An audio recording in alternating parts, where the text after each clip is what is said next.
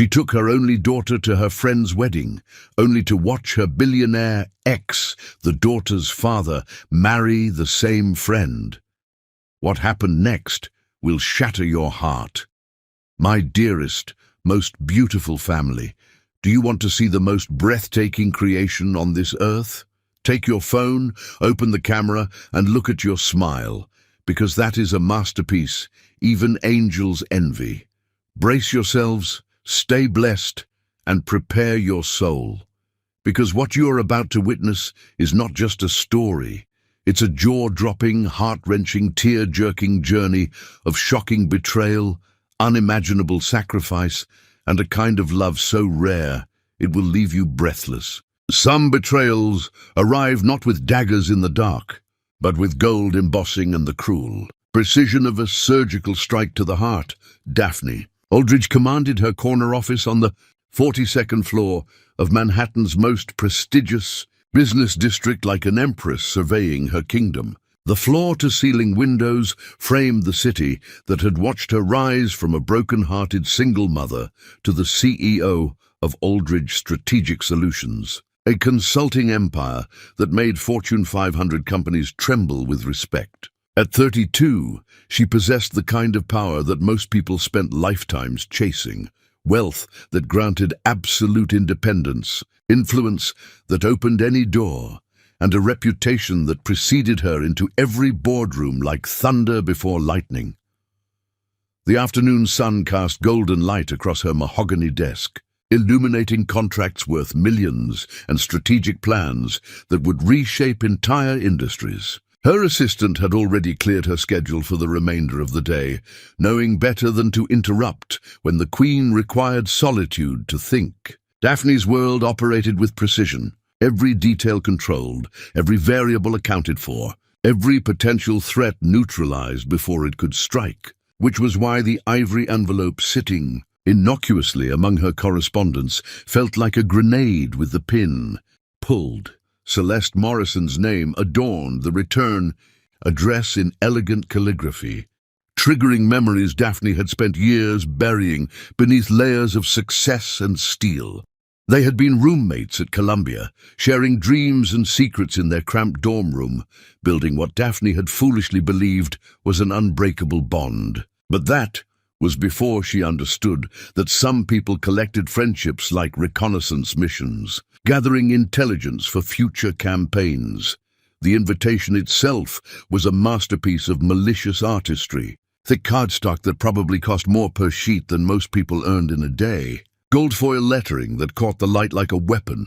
Every detail screamed of recently acquired wealth being wielded with the subtlety of a sledgehammer. But it was the names that stopped Daphne's breath entirely. Celeste Morrison and Leif Grosvenor request the honor of your presence. Leif Grosvenor. The name hit her nervous system like an electric shock, triggering a cascade of memories she had spent 5 years learning to suppress. The brilliant, driven entrepreneur who had captured her heart during the most vulnerable period of her life. The man whose arms had been her sanctuary and whose betrayal had nearly destroyed her. The father of her child, who had walked away without ever knowing he was leaving behind a piece of himself. "Mommy, why do you look like you saw a ghost?" The voice belonged to Noelle, who had appeared in the doorway of the office like a miniature angel, her school uniform pristine despite a full day of classes. At 5 years old, she possessed the kind of preternatural intelligence that made adults uncomfortable and the devastating beauty that would someday stop traffic. More importantly, she carried herself with the quiet confidence of a child who had never doubted her place in her mother's universe. Daphne forced her expression into neutral territory, a skill perfected through years of high-stakes negotiations. "Just business correspondence, sweetheart. How was school?" But even as she engaged in the familiar ritual of after-school conversation, her mind was spinning through calculations with the cold precision that had made her legendary in corporate circles. This wasn't coincidence.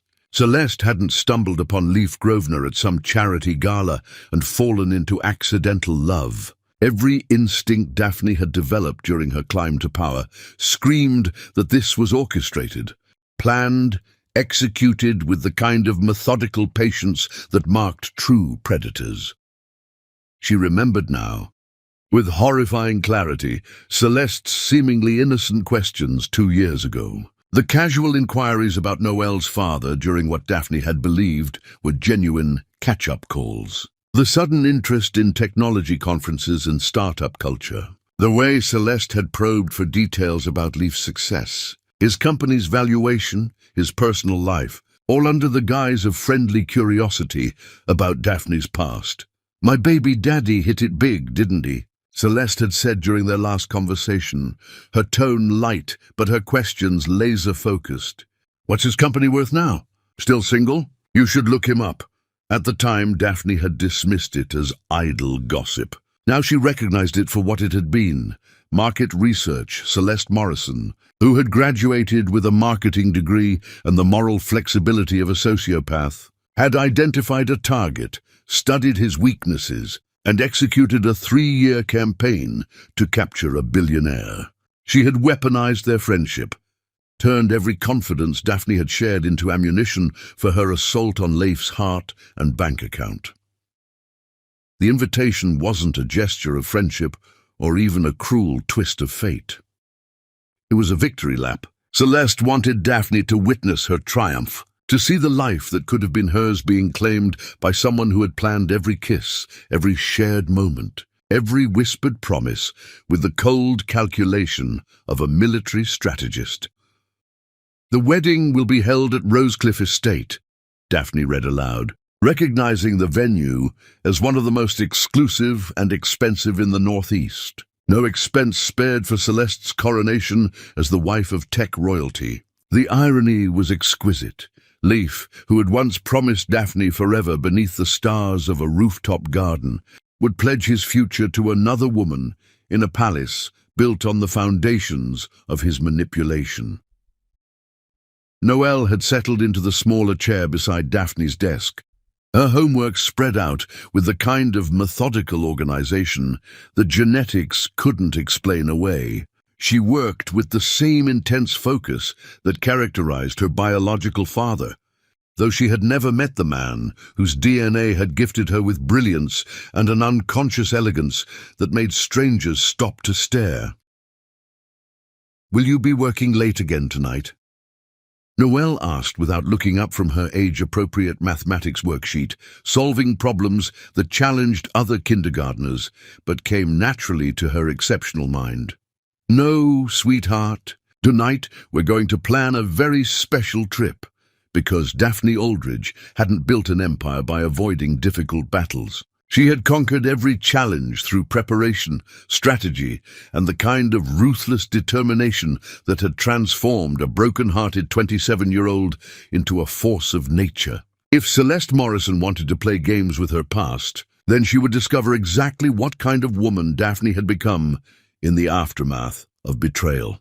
The invitation specified Saturday afternoon, 2 weeks away. Enough time to plan, to prepare, to ensure that when she walked into that reception, she would arrive not as a casualty of old wounds, but as the queen she had spent 5 years becoming. Celeste might have stolen Leif through manipulation and calculated seduction, but she was about to learn that some women didn't break when you tried to destroy them. They evolved into something far more dangerous. Daphne reached for her phone, already mentally composing the response that would confirm her attendance. Yes, she would honor Celeste with her presence at this theatrical production. She would bring Noelle, who deserved to see the world that was rightfully hers, by blood if not by acknowledgement. And she would watch Leif Grosvenor pledge his life to a woman who had studied him like a business acquisition. All while his real legacy sat in the audience, unrecognized and unclaimed. "Are you angry, Mommy?"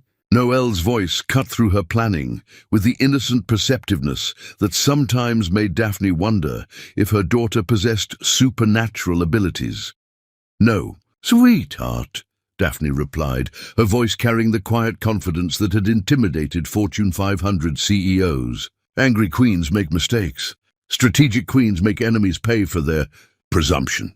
What would Celeste Morrison say if she knew that her moment of triumph was about to become the opening act for the most devastating lesson in consequences ever delivered? Chapter 2. The Palace Built on Lies. Some castles rise from centuries of honor and tradition, while others are erected overnight on foundations of stolen dreams and calculated betrayal.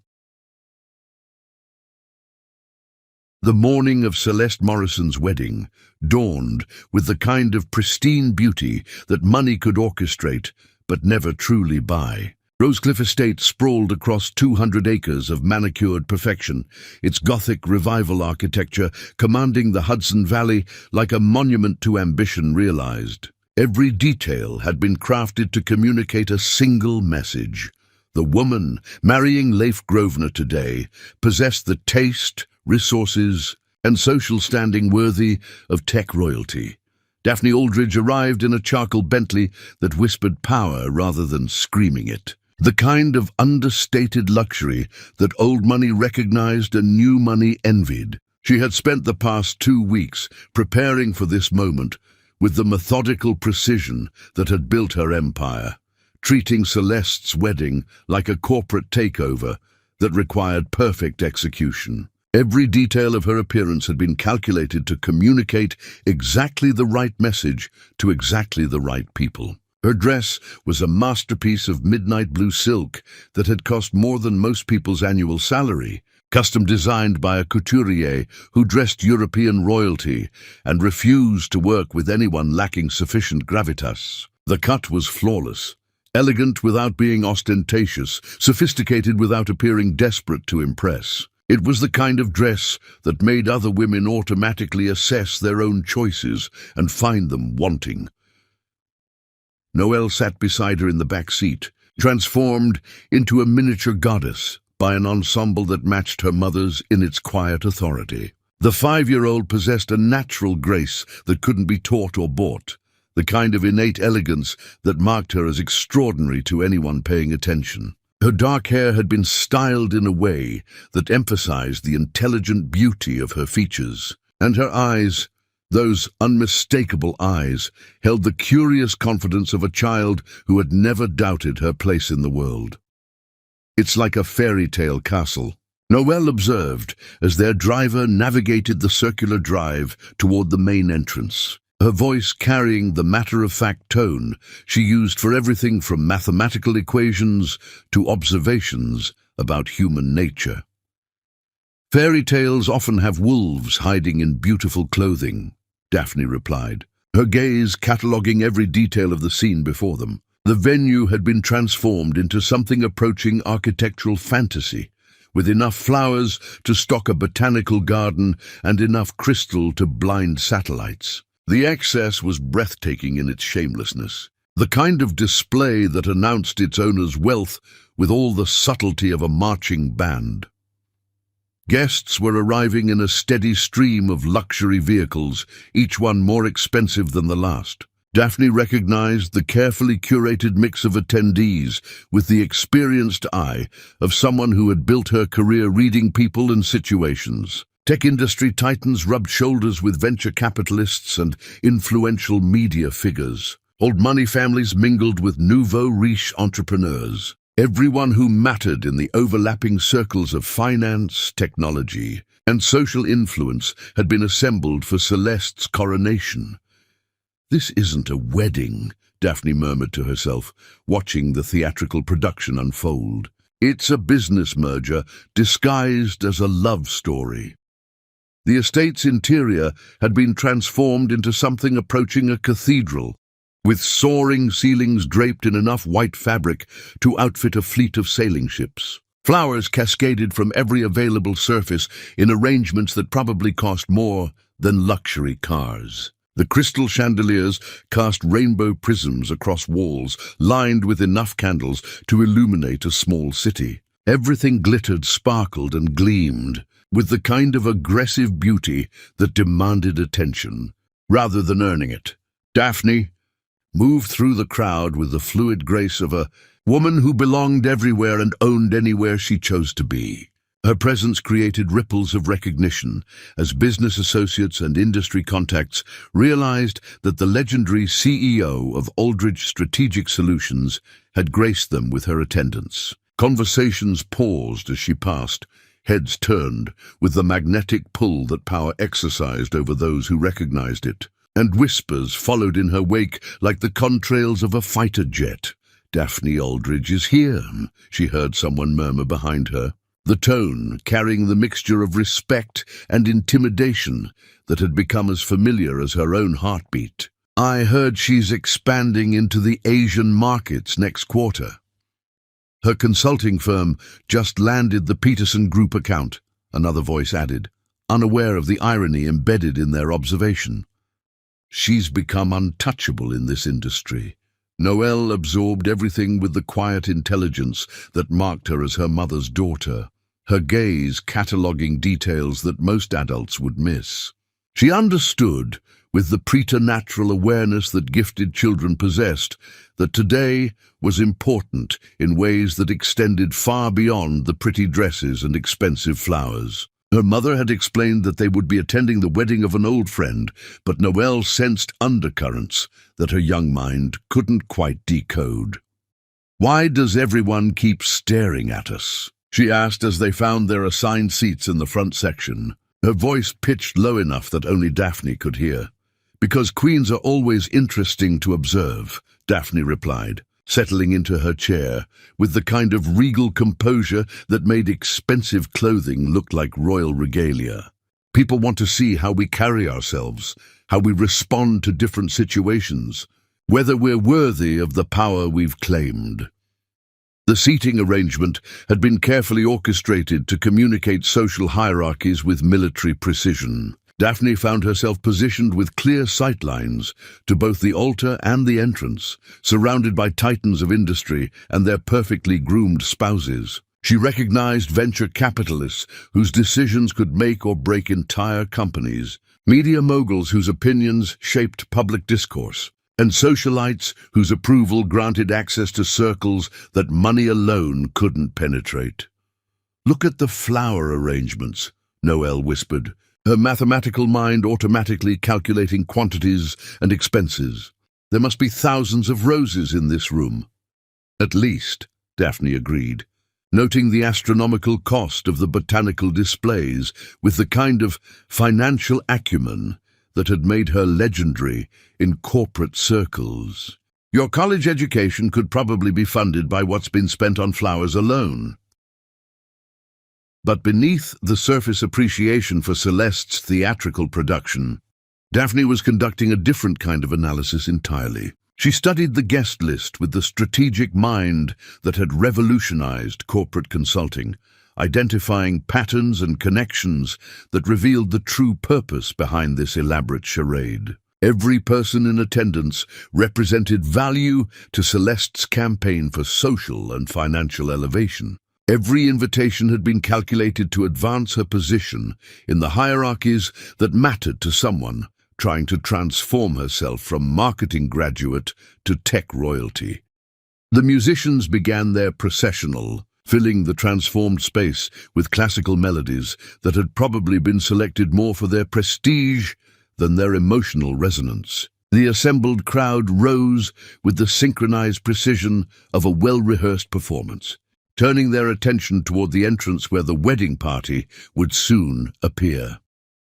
Daphne remained seated for a moment longer than necessary, a subtle gesture that communicated her independence from the crowd's choreographed responses. When she finally rose, it was with the fluid grace of someone who moved according to her own timeline, rather than others' expectations. Beside her, Noelle mimicked her mother's composure with the unconscious elegance that marked her as extraordinary. "Are you excited to see the bride?" Noelle asked, her question carrying the innocent curiosity that 5-year-olds brought to every new experience.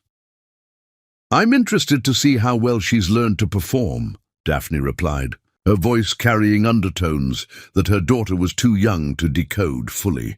"Today we'll discover whether she's mastered the role she's been rehearsing for 3 years."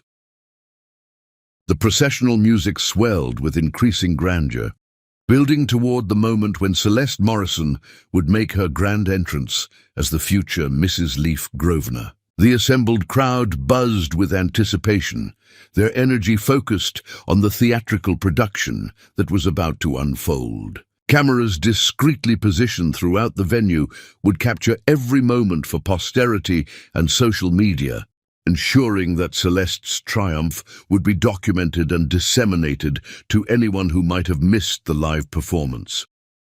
But Daphne's attention was already focused on what would happen after the ceremony concluded, when the real performance would begin. Because, while Celeste had spent 3 years preparing for this moment of public victory, Daphne had spent the past 2 weeks preparing for the systematic destruction of everything her former friend had built on the foundation of lies and manipulation. "Today we witness the wedding of the century," she murmured to herself, her voice carrying the quiet confidence that had intimidated corporate titans across 3 continents. "Tomorrow we begin writing the divorce of the millennium." Would Celeste Morrison still be smiling if she knew that her moment of triumph was about to become the opening act for her own systematic destruction? Chapter 3. The Puppet Master's Triumph. Some men are conquered by armies, others by women who study their weaknesses with the patience of a chess master planning checkmate 20 moves in advance. The moment Leaf Grosvenor appeared at the altar, every woman in the cathedral-like space felt the visceral impact of masculine perfection, refined by success and polished by wealth. At 35, he possessed the kind of commanding presence that made lesser men automatically defer and caused otherwise intelligent women to temporarily forget their own names. His tuxedo had been tailored by artisans who dressed heads of state, fitting his 6'2" frame with the precision that money demanded and excellence delivered. But Daphne Aldridge saw beyond the surface magnetism to the man beneath, and what she observed made her heart clench with emotions she had spent 5 years learning to suppress. Success had refined Leaf into something approaching masculine perfection, transforming the driven entrepreneur she had once loved into a billionaire whose mere presence commanded rooms full of powerful people. His dark hair now carried the distinguished threads of silver that added gravitas to his already formidable presence. His jawline had acquired the kind of sharp definition that came from the stress of building empires and making decisions that affected thousands of lives. Yet there was something missing in his bearing, some essential quality that success hadn't been able to restore. His eyes, those brilliant blue eyes that had once looked at her like she contained all the answers to questions he hadn't known he was asking, now held a distance that spoke of emotional walls built high enough to withstand any siege. He moved through the ceremony with the mechanical precision of a man performing a role rather than experiencing a moment. His responses automatic rather than heartfelt. When their gazes met across the expanse of white flowers and crystal chandeliers, Daphne felt the collision of 5 years' worth of carefully suppressed emotion. Time collapsed into a single suspended moment where the intervening years dissolved and she was once again the 27-year-old woman who had believed in forever, with a man whose ambition matched her own. She saw recognition explode across his features like lightning illuminating a night sky, followed immediately by confusion, longing, and something that might have been regret. Leaf's composure cracked for exactly 3 seconds, long enough for anyone paying attention to notice that the groom had just been psychologically blindsided by something he hadn't expected. His hand moved unconsciously toward his heart, a gesture Daphne remembered from their early days together when strong emotions overwhelmed his usual control. For a moment, the billionaire CEO disappeared entirely, replaced by the man who had once whispered her name like a prayer in the darkness of their shared apartment. "Mommy," Noelle whispered, her voice carrying the concern that perceptive children felt when the adults around them exhibited unexpected vulnerability. "Why does that man look sad at his own wedding?" The question struck Daphne with the force of revelation, because her daughter had identified something that the hundreds of assembled guests had missed. Beneath the perfect exterior, behind the flawless performance, Leif Grosvenor looked like a man attending his own execution rather than celebrating the happiest day of his life. His smile never quite reached his eyes. His responses to the officiant carried no emotional resonance, and his attention kept drifting back to where Daphne sat with their daughter. "Some people make choices that look perfect from the outside," Daphne replied carefully, her voice pitched for Noelle's ears alone, "but leave them feeling empty on the inside." The processional music reached its crescendo, signaling the bride's imminent arrival, and the assembled crowd rose with choreographed precision. Daphne remained seated for several heartbeats longer than necessary, a subtle gesture of independence that communicated her refusal to participate in Celeste's theatrical production as anything more than an observer. When she finally stood, it was with the fluid grace of someone who moved according to her own timeline, rather than others' expectations. Celeste Morrison appeared at the entrance like a vision conjured from the fever, dreams of every social climber who had ever existed. Her wedding gown was a masterpiece of ostentation disguised as elegance, constructed from enough silk and lace to outfit a royal coronation. The train stretched behind her like a river of white fabric, requiring 3 attendants to manage its choreographed movement down the aisle. Her veil had been crafted from French lace that probably cost more than most people's houses, and the diamonds adorning her throat and wrists caught the light like captured stars. But it was her expression that revealed the true nature of this performance. Beneath the radiant smile that photographers would capture for posterity, Daphne detected the cold satisfaction of a predator claiming her prize after a long and careful hunt. This wasn't the face of a woman overwhelmed by love and joy on her wedding day. This was the expression of a general surveying a conquered battlefield, cataloguing the spoils of a victory, years in the planning. The strategic brilliance of Celeste's campaign became increasingly clear as Daphne observed the ceremony's choreographed perfection. Every gesture had been rehearsed, every word calculated for maximum emotional impact, every detail designed to communicate the desired narrative about love conquering all obstacles. This wasn't spontaneous romance. It was performance art executed with the precision of a military operation. As Celeste glided down the aisle with rehearsed perfection, her gaze swept the assembled crowd with the calculating attention of someone taking inventory of her social conquests. She acknowledged titans of industry with subtle nods, offered brilliant smiles to media moguls whose coverage would cement her transformation from nobody to somebody, and generally conducted herself like a queen accepting the homage of her subjects. When her eyes found Daphne, the mask slipped for exactly 1 heartbeat, revealing the vicious triumph beneath the bridal radiance. The look lasted barely a second, but it communicated volumes about the true purpose behind this elaborate production. This invitation hadn't been extended out of nostalgia or misguided friendship. It was a calculated humiliation designed to force Daphne to witness the theft of everything she had lost. "She's very pretty," Noelle observed with the matter-of-fact tone she used for mathematical observations, her young mind processing the visual spectacle without understanding the psychological warfare being conducted in plain sight.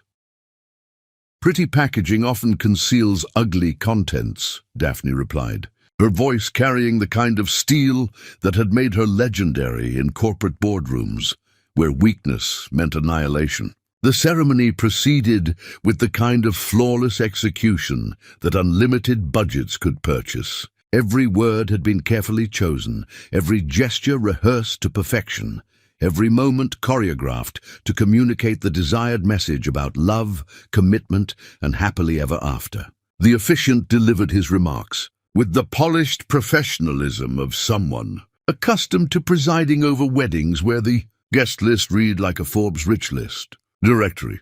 But Daphne's attention remained focused on Leif's responses.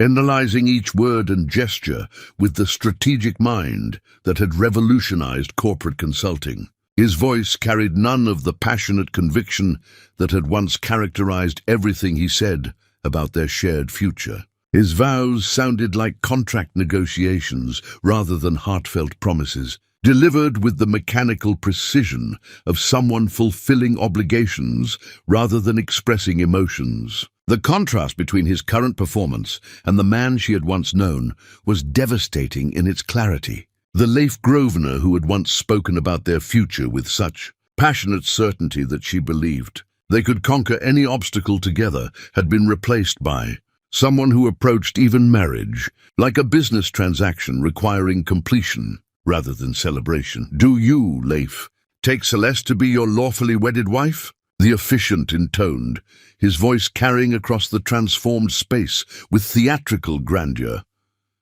"I do," Leif replied, but the words emerged flat and lifeless, carrying all the emotional resonance of a quarterly earnings report being delivered to disinterested shareholders rather than a life being pledged to someone claiming to love him. Daphne watched, Celeste's triumphant smile falter slightly at the lack of enthusiasm in her groom's response, saw her grip on the bouquet tighten imperceptibly as she registered the absence of joy in what should have been her moment of ultimate victory. For the first time since the ceremony began, doubt flickered across the bride's features like cracks appearing in a perfect facade. "Do you, Celeste, take Leif to be your lawfully wedded husband?" came the corresponding question, delivered with the same polished professionalism that had characterized the entire proceedings. "I do," Celeste responded with enough enthusiasm for both participants, her voice carrying the victorious satisfaction of someone claiming a prize she had spent years pursuing. But even her radiant performance couldn't disguise the fact that she was essentially marrying herself, celebrating a conquest rather than a union. The kiss that sealed their marriage lasted exactly long enough to satisfy photographic requirements and no longer. Leif's participation was dutiful rather than passionate, his body language suggesting obligation rather than desire. When they turned to face the applauding crowd as husband and wife, his gaze immediately sought Daphne's position in the audience, his expression carrying questions he had no opportunity to voice. "Ladies and gentlemen," the officiant announced with flourishing grandeur, "I present to you Mr. and Mrs. Leif Grosvenor." The applause that erupted from the assembled crowd was thunderous, the kind of enthusiastic response that money and social pressure could orchestrate even when genuine emotion was absent. Cameras flashed with paparazzi intensity, capturing every moment of Celeste's triumph for posterity and social media dissemination. The bride practically glowed with satisfaction as she acknowledged the acclaim, her dreams of social elevation finally realized in the most public way possible. But as the newlyweds processed down the aisle to the soaring strains of triumphant music, Daphne noticed that Leif's attention remained fractured, his gaze returning repeatedly to where she sat with their daughter. Something in his expression suggested that his wedding day was becoming the catalyst for realizations he had spent years avoiding, confrontations with truths he had deliberately buried beneath layers of success and distraction. The irony was exquisite in its cruelty. Celeste had achieved everything she had plotted to obtain, but her victory was hollow because the man she had captured was emotionally unavailable to anyone, including himself. She had won a prize that was already broken, claimed a heart that had been damaged beyond her ability to repair or possess completely. "Are we going to talk to them?" Noelle asked, as the crowd began filing out toward the reception area, her curiosity about the proceedings evident in her careful observation of everything around them. "Eventually," Daphne replied, her voice carrying the quiet confidence that had intimidated Fortune 500 CEOs across 3 continents. "But first, we're going to let them enjoy their moment of triumph." because the sweetest revenge was often allowing people to believe they had won before revealing the true cost of their victory. Chapter 4. The Moment of Reckoning. Truth was a bomb with an unpredictable timer. Sometimes it exploded immediately upon impact. Other times, it ticked away quietly for years before devastating everything within its blast radius. The reception area had been transformed into something approaching a Renaissance palace, with enough gold leaf and crystal to stock a royal treasury. Daphne moved through the crowd with the fluid grace of a woman who belonged everywhere she chose to be, her presence creating ripples of recognition and respect among the assembled titans of industry. Business associates approached with the mixture of deference and ambition that powerful people inspired. Each conversation a carefully choreographed dance of professional networking disguised as social pleasantry. "Daphne, you look absolutely magnificent," gushed Margaret Whitmore, the wife of a tech venture capitalist whose approval could make or break entire companies. "That dress is stunning. Custom." "Naturally," Daphne replied, with the kind of understated confidence that made expensive clothing look like royal regalia. "I find that truly important occasions deserve unique presentations."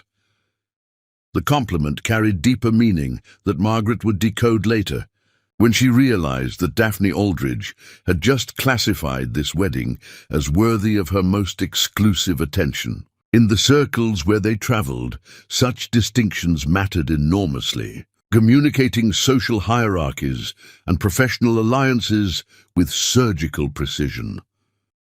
Noelle remained close to her mother's side, absorbing everything with the quiet intelligence that marked her as extraordinary to anyone paying attention. At 5 years old, she possessed the kind of preternatural awareness that allowed her to navigate complex social situations without fully understanding their underlying dynamics. Her natural grace and unconscious elegance drew admiring glances from adults who recognized quality when they encountered it.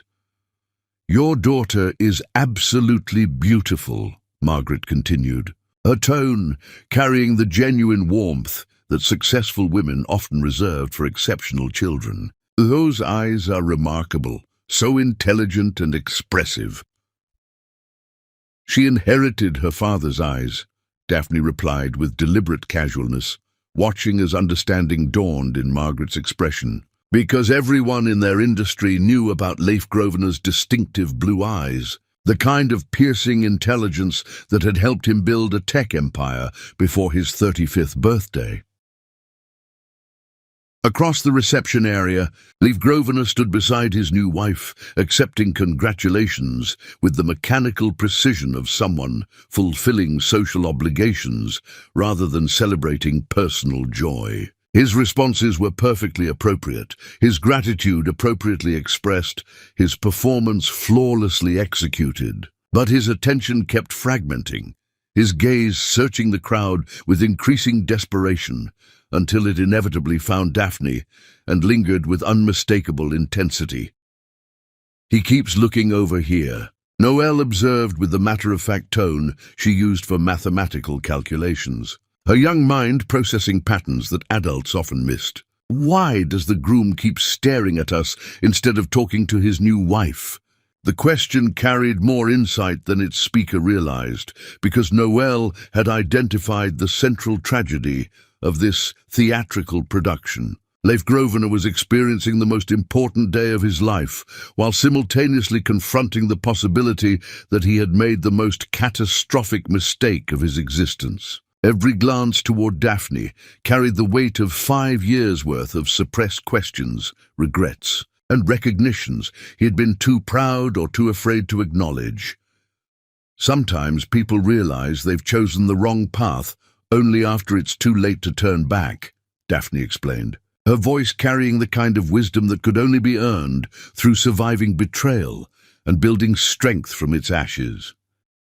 The crowd continued to flow around them like water around stones, each group of guests representing different spheres of influence and professional power. Daphne recognized tech industry leaders whose innovations had revolutionized global commerce, financial titans whose decisions moved markets, and media moguls whose opinions shaped public discourse. Everyone who mattered in the overlapping circles of technology, finance, and social influence had been assembled to witness Celeste's transformation from nobody to somebody. "Mrs. Aldridge," came a familiar voice from behind them, causing Daphne to turn with the kind of controlled grace that made simple movements look like choreographed performances. "What a pleasant surprise to see you here, James Morrison."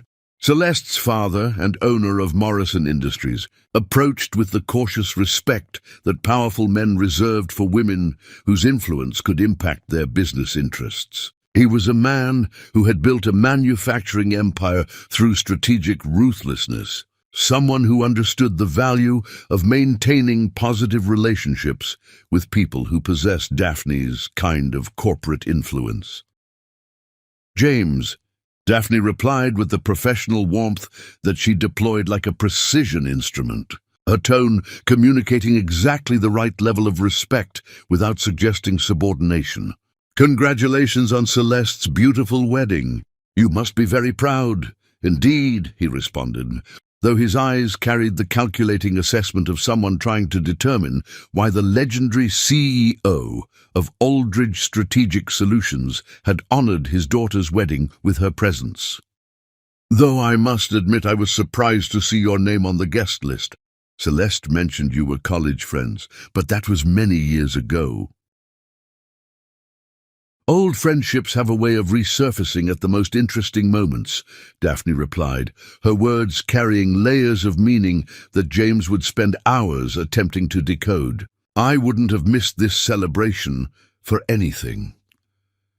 The conversation continued with the kind of polished professionalism that characterized all interactions in their rarefied social sphere, each participant carefully managing their words and expressions to communicate precisely the intended message. But beneath the surface civility, Daphne was conducting a different kind of analysis entirely, studying the family dynamics and business relationships that had enabled Celeste's campaign for social elevation. "And this must be your daughter," James continued, his attention shifting to Noelle with the genuine interest that successful older men often displayed toward exceptional children. "She's lovely. What's her name?" "Noelle," came the response in a voice that carried the kind of unconscious confidence that marked children who had been raised by powerful mothers. "I'm 5 years old, and I go to Brookfield Academy." The prestigious private school's name registered immediately in James's expression, communicating exactly the kind of social and economic status that mattered in their circles. Brookfield Academy was where the children of industry titans received their early education, where future leaders were shaped from the most malleable age. The fact that Daphne had secured admission for her daughter spoke volumes about her influence and resources. "Impressive," James replied with genuine respect, recognizing the achievement that such enrollment represented. "That's one of the finest institutions in the country."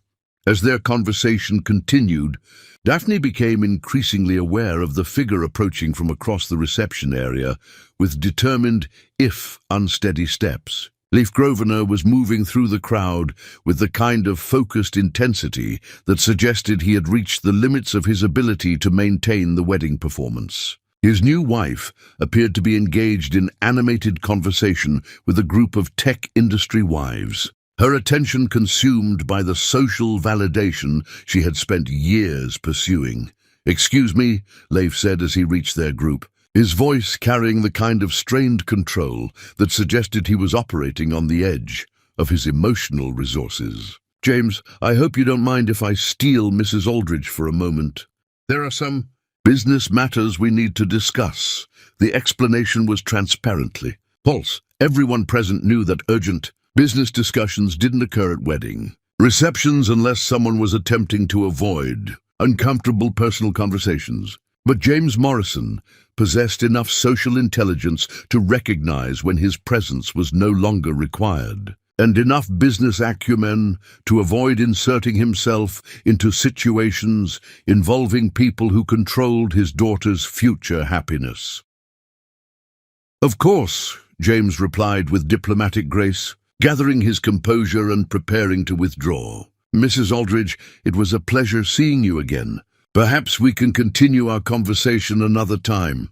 As James melted back into the crowd, Daphne found herself facing Leif Grosvenor for the first time in 5 years, their daughter standing between them like a living testament to everything that had been lost and gained in their separation.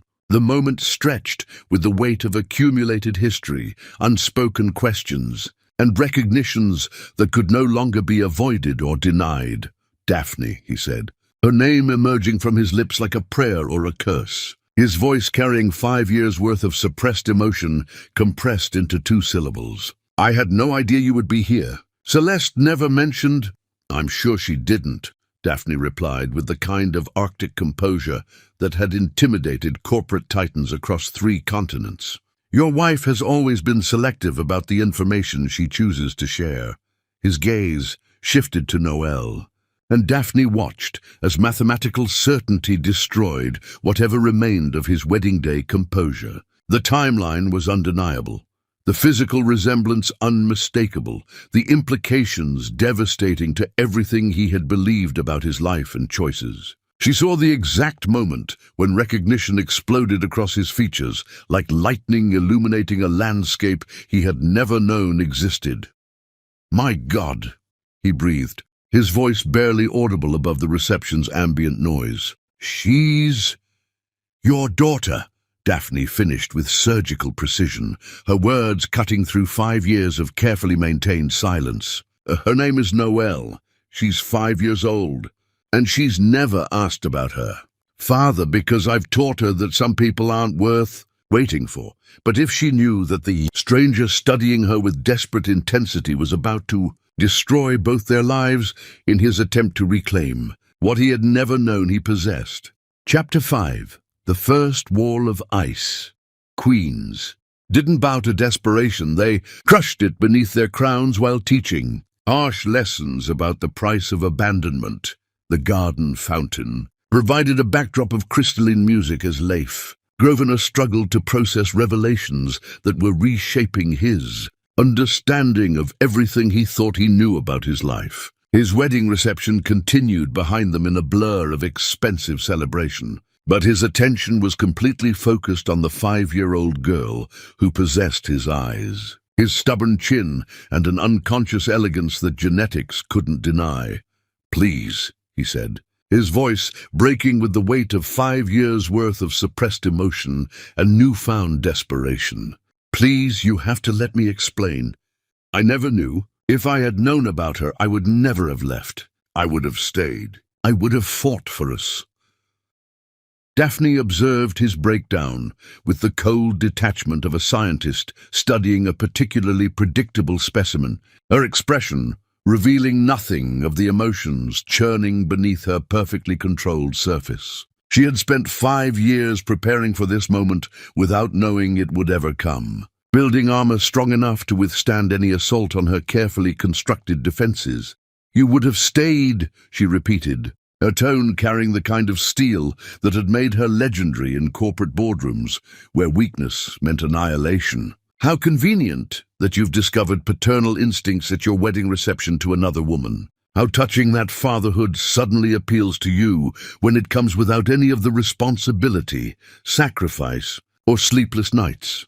Leif's desperation increased as he registered the absolute zero temperature of her response, the complete absence of the warmth that had once existed between them. He had expected anger, hurt, even rage, emotions he could work with, feelings he could address through apology and explanation. But he had not prepared for this Arctic indifference, this regal dismissal that treated him like an irrelevant stranger rather than the father of her child. "I was manipulated," he continued, his words tumbling over each other in his rush to explain, to justify, to somehow bridge the chasm that 5 years of absence had created. "Celeste kept us apart deliberately, She fed me lies about you moving on, about you not wanting anything to do with me. She made me believe that you were happy without me, that trying to contact you would only cause pain for everyone involved. Poor Leaf, Daphne replied with mock sympathy that cut like surgical instruments, her voice carrying the kind of condescension that reduced grown men to children, so easily manipulated by a woman with a marketing degree and flexible morals, so helpless against basic psychological manipulation that any competent therapist could have identified. What does that say about your judgment, your intelligence, your fitness to be around impressionable children? Noelle remained close to her mother's side, watching the exchange with the quiet intelligence that marked her as exceptional to anyone paying attention. At 5 years old, she couldn't fully understand the complex emotions swirling around her, but she sensed tension that made her unconsciously seek the protection of the only parent she had ever known. "Mommy," she said quietly, her small hand finding Daphne's with the automatic trust that children reserved for their primary source of security. "Why is the man crying at his own wedding?"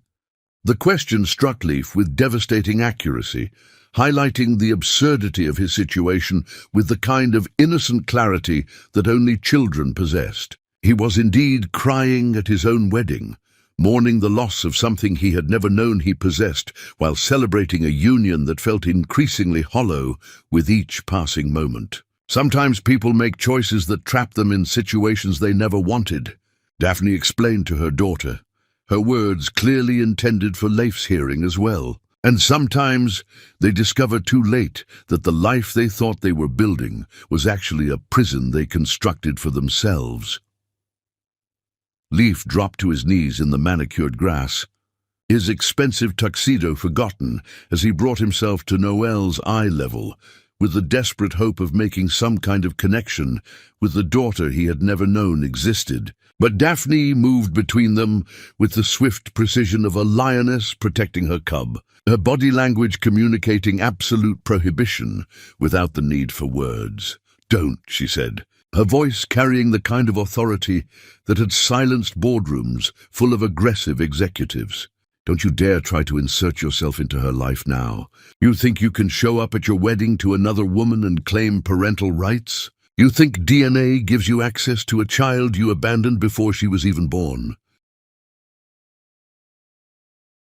"I didn't abandon her," Leif protested, his voice raw with emotions he was struggling to control. "I didn't know she existed. How can I be held responsible for something I never knew about?"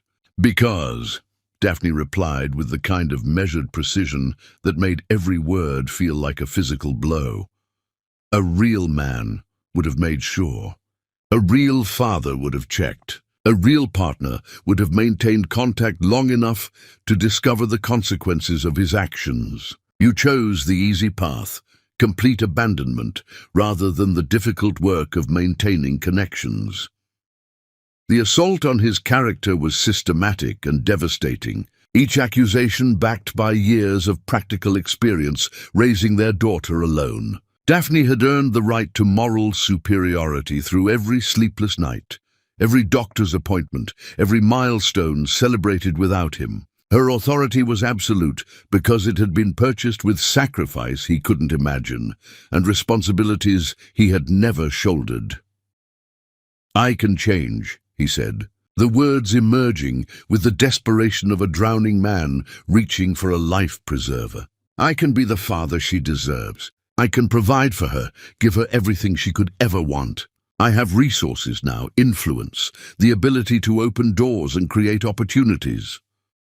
"She already has everything she needs," Daphne replied with Arctic finality, her tone communicating that the conversation was approaching its conclusion, whether he was ready or not. A mother who has never failed her, a home where she's cherished, an education that will prepare her to conquer whatever world she chooses to enter. What exactly do you think you could add to that equation, except disruption and disappointment? The question hung in the air between them like a challenge issued by a queen to a pretender claiming rights to her throne. Leif had no answer because his desperation was emotional rather than practical, based on what he wanted rather than what Noel actually needed. His paternal awakening was about his own psychological crisis rather than his daughter's well-being. "She's my daughter too," he said finally, the words carrying the hollow ring of legal technicality rather than emotional truth. "I have rights. Courts would recognize my parental claims, especially given my ability to provide financial support." The threat was barely veiled, and it transformed Daphne's expression from Arctic indifference to something approaching nuclear fury. Her voice, when she responded, carried the kind of quiet menace that made corporate executives reconsider hostile takeover attempts. "Try it," she said with such controlled violence that Leif involuntarily stepped backward. "Go ahead and attempt to use the legal system to force your way into our lives. Discover exactly what happens when you threaten a mother who has spent 5 years building the kind of power that makes judges think twice about their decisions. Learn what it costs to wage war against someone who has already survived losing everything and rebuilt an empire from the ashes of betrayal. The promise of systematic destruction hung in the air between them like the threat of nuclear warfare. And Leif realized with dawning horror that he was facing an opponent who possessed both the motivation and resources to annihilate his life if he pushed too hard. Daphne Aldridge wasn't the vulnerable young woman he had left behind. She was a force of nature who had transformed pain into power and now wielded both with surgical precision. "Come, Noel," she said, taking her daughter's hand with the gentle authority that marked exceptional mothers. "We've spent enough time with strangers. Let's go congratulate the bride on her beautiful wedding."